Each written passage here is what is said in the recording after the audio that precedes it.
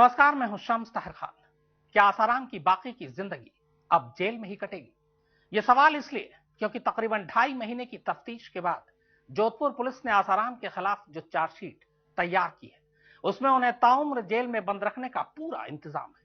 आसाराम पर एक नहीं, उम्र कैद की कई धाराएं लगाई गई और इनमें से एक भी धारा में गुनाह साबित होने का सीधा सा मतलब है बाकी की पूरी जिंदगी जेल की सलाखों के पीछे।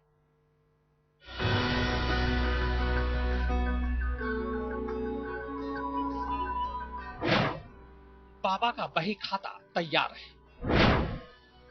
बाबा का कच्चा चिट्ठा रेडी हो चुका है।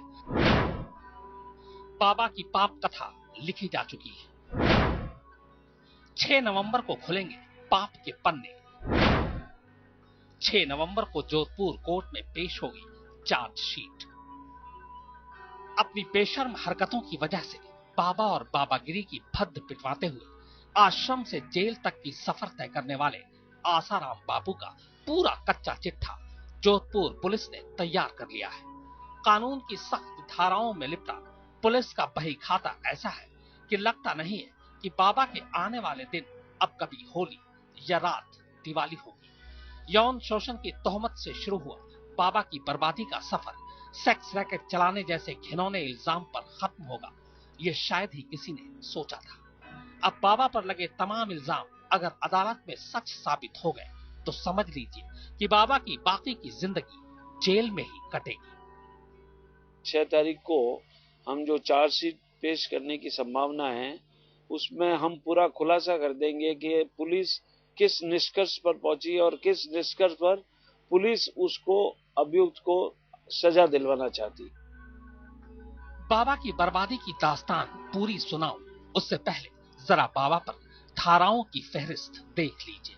ये इसलिए जरूरी है क्योंकि इन्हीं कानूनी धाराओं में लपेटकर जोधपुर पुलिस ने बाबा को बाकी पूरी जिंदगी जेल में रखने की तैयारी की है।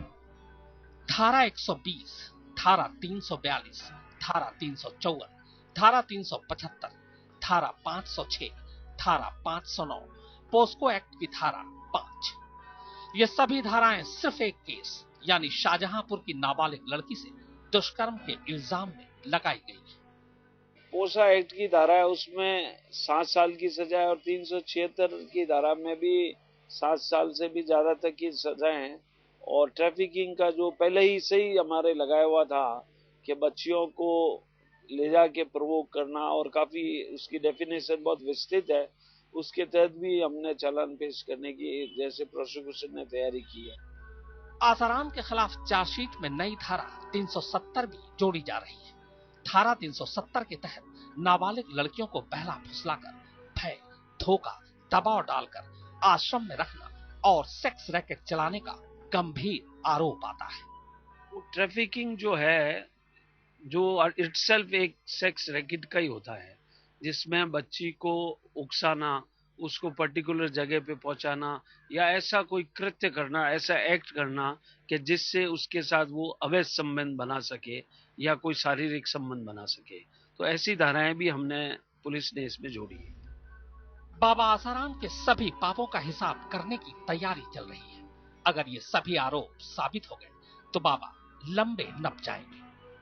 जोधपुर पुलिस की तो ये भी तैयारी है कि आसाराम के खिलाफ जहां जहां भी मामले हैं, सभी को एक साथ चलाकर एक साथ ही आसाराम को सजा दिलाई जाए। अगर उनके वकील समझदार होंगे तो सब जो जहां जहां भी FIR हुई है उनको जोधपुर में क्लब करवा देंगे और हम उसको जोधपुर में उसके खिलाफ पैरवी करके सब में हम सजा करवाएंगे।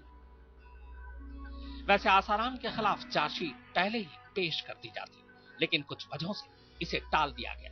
अब 6 नवंबर को जोधपुर कोर्ट में बाबा के खिलाफ चार्जशीट पेश होगी। कोर्ट की परमिशन से हमने समय लिया था और कोर्ट ने हमें 6 तारीख की पेशी दे दी है। 6 तारीख को हम ये चार्जशीट पेश करने की संभावना है। आसाराम ने धर्म की आड़ में अधर्म की दुकान खोल रखी थी। भक्तों को वो रामलीला, कृष्ण लीला दिखाते थे, लेकिन चार्जशीट के हिसाब से पर्दे के पीछे वो पाप लीला में ही मशगूल थे। आसाराम के इन कुकर्मों की वजह से सनातन धर्म बदनाम हुआ। ऐसे में हर तबके को लगता है कि ऐसे पाखंडियों के लिए सख्त सजा जरूरी है। जोधपुर से इंदर कुमार के साथ शरद कुमार, जयपुर, आज तक।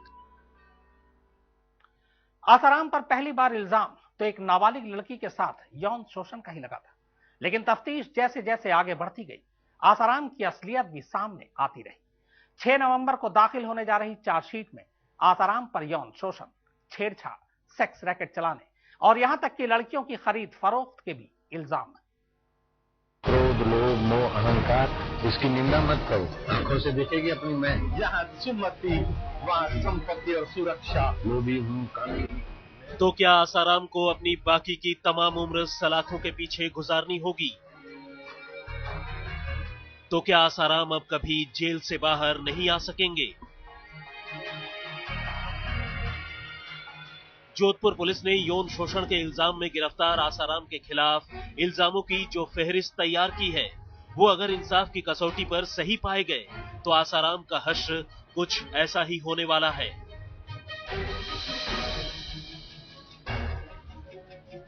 क्योंकि आसाराम के खिलाफ सिर्फ एक नाबालिग लड़की के यौन शोषण का इल्जाम नहीं है, बल्कि पुलिस ने इसी सिलसिले में आसाराम पर जिस्म फरोशी और लड़कियों की खरीद फरोख्त तक के संगीन इल्जाम लगाए हैं।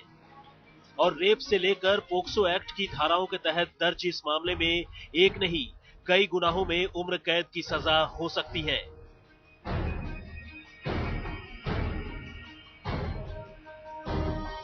आईपीसी की धारा 376 के तहत आसाराम के खिलाफ जो मुकदमा दर्ज किया गया था, उसके मुताबिक अगर आसाराम यौन शोषण के मामले में गुनहगार पाए गए तो उन्हें 7 साल से लेकर आजीवन कारावास तक की सजा हो सकती है। लेकिन पुलिस के मुताबिक आसाराम के गुनाहों की फहरिस्त कहीं और भी ज्यादा लंबी है। पुलिस ने आसाराम के खिलाफ आईपीसी की धारा 370 भी लगाई है, जिसका मतलब इंसानों की खरीद फरोख्त करना है। सीआरपीसी 161 के तहत दिए गए बयानों में आसाराम के गुर्गे और उनके पुराने सेवादार पहले ही आसाराम के कई और करतूतों का खुलासा कर चुके हैं और उन्हीं खुलासों में आसाराम पर लड़कियों का यौन शोषण करने के साथ साथ उन्हें कब्जे में रखने और उन्हें आगे खरीदने बेचने के भी इल्जाम लगे हैं। वैसे तो 370 के तहत 7 साल तक की सजा मुमकिन थी, लेकिन अब चाइल्ड ट्रैफिकिंग के इस मामले में तब्दीली के बाद इसके गुनहगार को ताउम्र कैद की भी सजा हो सकती है। पुलिस ने आसाराम की काली करतूतों का पूरा बही खाता तैयार कर लिया है और 6 नवंबर को जोधपुर कोर्ट में इसका हिसाब रखा जाएगा। जोधपुर पुलिस की माने तो आसाराम के चेहरे से एक एक करके नकाब उतार दी जाएंगी। सबसे बड़ी बात है कि आसाराम के खिलाफ गवाही देने वालों में सबसे ज्यादा उनके ही राजदार, उनके पूर्व सेवादार शामिल हैं। आसाराम के खिलाफ तैयार पुलिस की चार्जशीट में धारा 354 शामिल है। पुलिस की माने तो आसाराम ने पीड़ित लड़की के साथ छेड़छाड़ के लिए मारपीट भी की थी और इसी वजह से आसाराम 354 के भी मुल्जिम है, जिसमें गुनाह साबित होने पर उन्हें 2 साल तक की सजा और जुर्माना दोनों संभव है। जबकि आसाराम पर लड़कियों और महिलाओं के साथ अक्सर अश्लील और भद्दी बातें करने की वजह से आईपीसी की धारा 509 की उपधारा 34 भी लगाई गई है। आसाराम पर आईपीसी की धारा 120 के तहत साजिश रचने, 142 के तहत नाबालिग लड़की को जबरन अपनी कुटिया में बंधक बनाने, 506 के तहत पीड़ित लड़की और उसके घर वालों को जान से मारने की धमकी देने का भी इल्जाम है।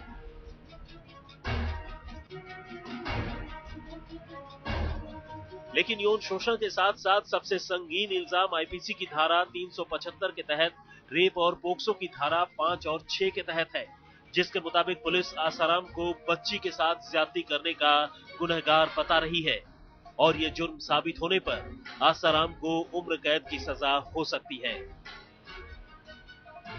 जोधपुर से नवीन दत्त के साथ शरद कुमार, जयपुर, आज तक। जोधपुर पुलिस ने आसाराम को उनके हर गुनाह की सजा अलग से दिलवाने की पूरी तैयारी कर ली है। आसाराम के खिलाफ तैयार चार्जशीट में पुलिस ने तकरीबन 10 धाराओं का जिक्र किया है और इनमें से कुछ धाराएं तो इतनी संगीन है कि साबित होने पर ताउम्र जेल से रिहाई की गुंजाइश ही खत्म हो जाती है।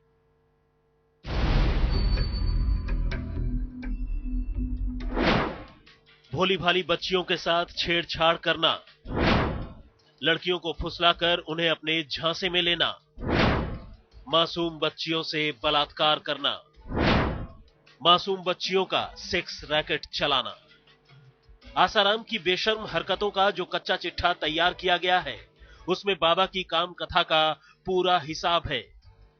बाबा आसाराम के खिलाफ खासकर धारा 370 जोड़े जाने के लिए जोधपुर पुलिस ने उनके पुराने सेवादारों महेंद्र चावला, राहुल और राकेश को कोर्ट में गवाही के लिए बुलाने की तैयारी कर ली है। इन सभी लोगों ने जोधपुर पुलिस को दिए गए बयानों में कहा है कि आसाराम और उनके बेटे नारायण साईं महिलाओं और लड़कियों का यौन शोषण करते थे और गलत तरीके से अपने कब्जे में रखते थे। इनके खिलाफ मुंह खोलने वाले को सजा दी जाती थी। 370 के अलावा चार्जशीट में आसाराम पर जो धाराएं लगी हैं, जरा उनके मायने भी समझ लीजिए। सेवादार शिवा, वार्डन शिल्पी, गुरुकुल डायरेक्टर शरद चंद के साथ नाबालिग लड़की को कुटिया में बुलाने की साजिश रचने के लिए धारा 120, नाबालिग बच्ची को कुटिया में बंधक बनाने के लिए धारा 342, बच्ची के साथ छेड़छाड़ करने के आरोप में धारा 354, मुंह खोलने पर पूरे परिवार को जान से मारने की धमकी देने के लिए धारा 506, महिलाओं के बारे में भद्दी बातें बोलने पर धारा 509 की उपधारा 34। चार्जशीट में आसाराम पर सबसे गंभीर धारा जो लगाई जा रही है, वो है बलात्कार और दुष्कर्म की।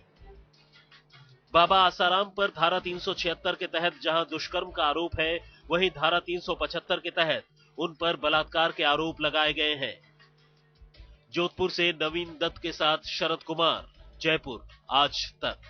जब आसाराम के सितारे बुलंदी पर थे तो दुनिया उनके कदमों में बिछी रहती थी। अब आसाराम के सितारे गर्दिश में है तो कोई पूछने वाला नहीं है। धर्म की आड़ में अधर्म का काला कारोबार करने वाले आसाराम की स्टोरी का क्लाइमेक्स लगातार नजदीक आ रहा है, क्योंकि अब बारी है चार्जशीट दाखिल होने की। जोधपुर की जेल में आसाराम को बरबस याद आते होंगे वो दिन जब उनके कदमों में जैसे सारा जहान था। सब कुछ उनकी मर्जी का था। भयानक सूखे में भी जब वो लाखों लीटर पानी की होली खेल डालते थे, जब वो मंच पर लहराकर भजन टेरते थे तो सारे भक्त उनके सुर में सुर मिलाते रहते थे। धर्म के नाम पर आसाराम ने अरबों का साम्राज्य खड़ा कर लिया था। देश विदेश में 450 आश्रम भी उन्होंने खोल रखे थे। चोला धर्म का था, लेकिन बाबा धर्म की आड़ में बहुत कुछ और भी साधते थे। अब तो यह भी उजागर हो गया कि आश्रम में बाबा के कुछ खास लोग थे जो उनके भोग विलास का इंतजाम करते थे। बहुत कुछ पर्दे में था, लेकिन जोधपुर में आसाराम की कुटिया में 15 अगस्त की रात जो कुछ हुआ, उसकी वजह से आसाराम के सारे पाप एक के बाद एक सामने आते गए। 15 अगस्त की रात जोधपुर में आसाराम ने छिंदवाड़ा आश्रम से बुलाई गई एक नाबालिग लड़की को अपनी कुटिया में बुलाया था। लड़की का आरोप है कि आसाराम ने वहां उसका यौन शोषण किया। जोधपुर में आसाराम से पुलिस ने पूछताछ की। उनका इंपोटेंसी टेस्ट भी हुआ, जिसमें नतीजा पॉजिटिव आया। आसाराम को जोधपुर की अदालत ने न्यायिक हिरासत में जेल भेज दिया और अब 6 नवंबर को अदालत में उनके जुर्मों का बही खाता पढ़ा जाना है, यानी चार्जशीट दाखिल होनी है। आसाराम अब तक अपने ऊपर लगे आरोपों से इंकार करते आ रहे हैं, लेकिन साक्ष्य और सबूतों के आधार पर जोधपुर पुलिस ने आसाराम के खिलाफ चार्जशीट तैयार कर ली है।